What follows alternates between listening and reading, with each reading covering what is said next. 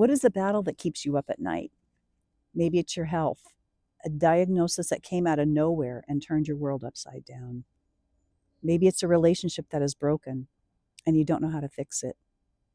Maybe it's your finances, the constant stress of never quite having enough. Maybe it's grief, the kind that sits heavy on your chest and never fully lifts. Or maybe, like me, your biggest battle is the one that no one can see, the one happening quietly in your own mind and heart. Whatever it is, I want you to know something. You are not fighting alone. And the weapons God has given you for that battle are far more powerful than anything the enemy can bring against you. Hi, I'm Renee, and welcome back to Love the Lord Your God channel and part 2 of the 4-part series on facing the battle. In part 1, we established that every battle has 2 layers, the seen and the unseen, and that inviting God in first changes everything. Today we are going deeper, because knowing that prayer is the most powerful weapon is one thing. Knowing how to actually use it, especially when fear has you gripped by the throat, is another. There are 3 weapons God has given us for every battle, and today we'll cover the first one, persistent prayer. But before we talk about the weapons, I want to talk about fear, because I believe fear is the common thread running through almost every battle that we face. Fear about our health, fear about our finances, fear about the people we love, fear about the future, fear of loss, fear about not being enough or not having enough. And here is what fear does, if we let it. It shifts our focus from God to the problem. It makes our battle look bigger than our God. And it opens a door for the enemy to walk right in and make himself at home in our minds. 1 Peter 5:8 says, "Be alert and of sober mind. Your enemy, the devil, prowls around like a roaring lion looking for someone to devour." The enemy is not passive, he is strategic. And fear is one of his favorite entry points. But God has not left us without an answer. He has given us weapons, divine weapons, and they have the power to demolish every stronghold fear tries to build. 2 Corinthians 10:4 says, "The weapons we fight with are not the weapons of this world. On the contrary, they have divine power to demolish strongholds." And I want to show you 3 of weapons, not as theory, but as lived experience. And here's why it matters so deeply, especially for those of us in this season of life. When we are younger, we feel invincible. We push through, we handle things, we figure it out. But as we get older, the battles get more personal. The health challenges are real, the losses are real, the financial pressures are real, and the relational wounds go deeper. And the enemy knows exactly where we are the most vulnerable. He will use a diagnosis to plant seeds of despair. He will use financial stress to whisper that God has forgotten you. He will use loneliness and grief to convince you that you are on your own. But here's the truth that changes everything. Psalm 46 verse 1 says, "God is our refuge and strength, an ever-present help in trouble." Not sometimes, not when we have it all together, always. He is always present. He is always ready, always our refuge. And the weapons he has given us, prayer, fasting, and standing in agreement with other believers, are how we access that refuge in the middle of a storm.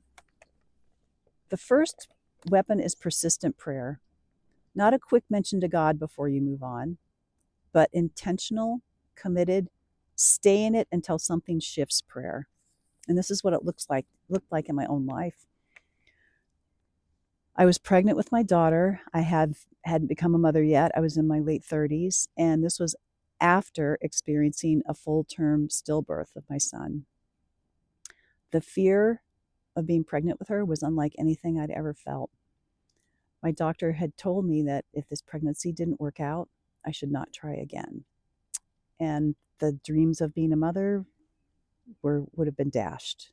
I was terrified every single day. And the enemy used that fear relentlessly. He used it to rob me of the joy of my pregnancy. He used it to distract me from trusting God. And he whispered constantly, what if it happens again? What if you lose her too?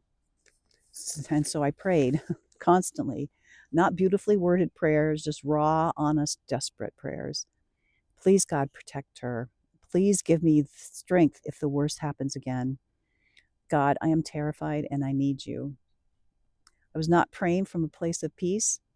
I was praying from a place of fear and desperation. And that's okay. God does not require us to have it all together before we come to him. He just requires us to come. And what that did is it helped me shift my focus from the potential loss to just enjoying, even if I did lose her, enjoying every single moment I had in that pregnancy. And if that was all I had, then that was all I had.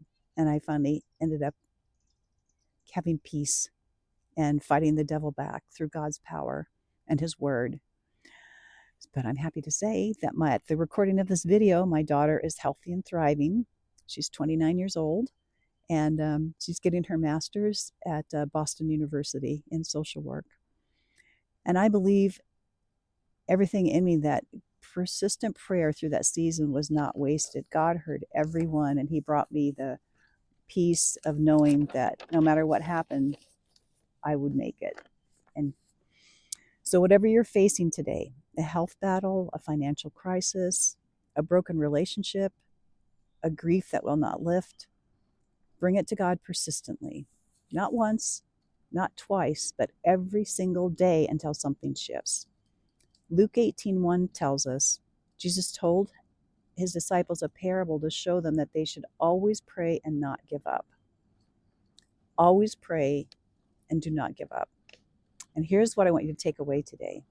Persistent prayer is not about convincing God. It is not about wearing him down or finding the magic words that finally make him act. It is about staying connected to the one who is already working on your behalf, even when you cannot see it yet. Do not stop praying. Do not give up. Do not let the silence or waiting convince you that God is not there or that he does not care. He is there. He cares more than you know, and he is working in ways that will one day take your breath away. So whatever you've been tempted to stop praying about, start again today, right now, just as you are, because he is listening. I would love to pray with you today. Share your prayer requests in the comments below. It's always such an honor to be able to pray with you. And come back for part 3, where we're going to talk about something that does not come naturally to most of us, but that can really shift the spiritual atmosphere in your battle in ways that nothing else can. I will see you there. Go with God and know that he always goes with you.